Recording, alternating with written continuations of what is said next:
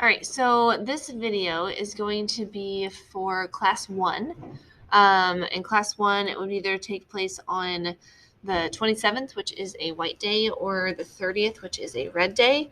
So this would be for class one.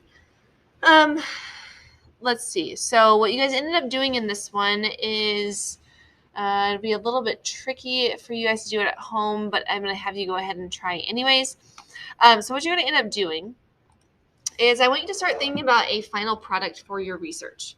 Okay, so what you can do is you can actually open up your Padlet and kind of look at the different research that you have in there in the sense of like the links that you have for the websites and the videos.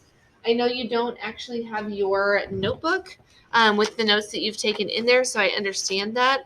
But what I'm going to have you do, and I'm going to show you in my notebook here in just a second, is I want you to kind of brainstorm and make that decision as to where you're going to go with your research.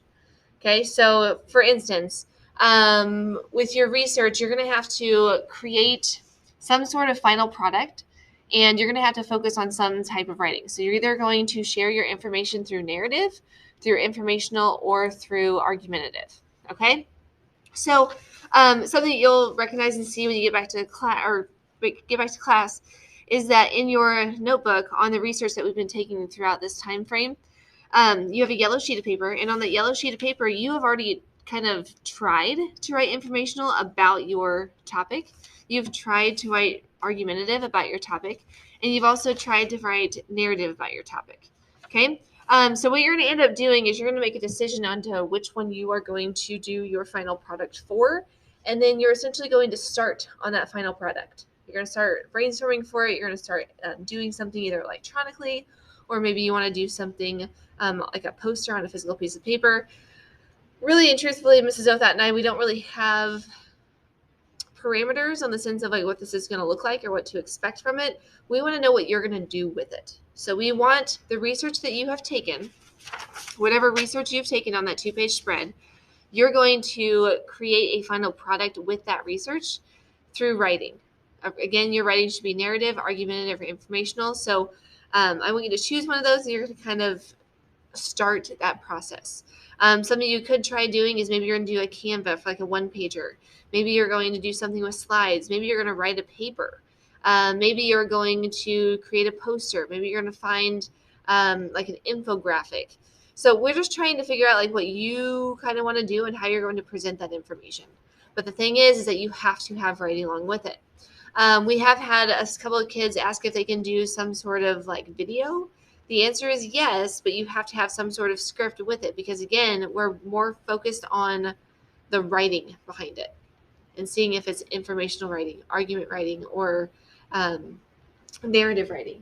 And so another thing to kind of consider, too, is while you're doing this, which, again, I know you don't have your notebook right in front of you, but in your old notebook, the kind of cool thing in there is that your old notebook is set up in the sense of, hey, here's narrative information that you can kind of look at, use as a resource. Here's informational resources. Here's argumentative resources.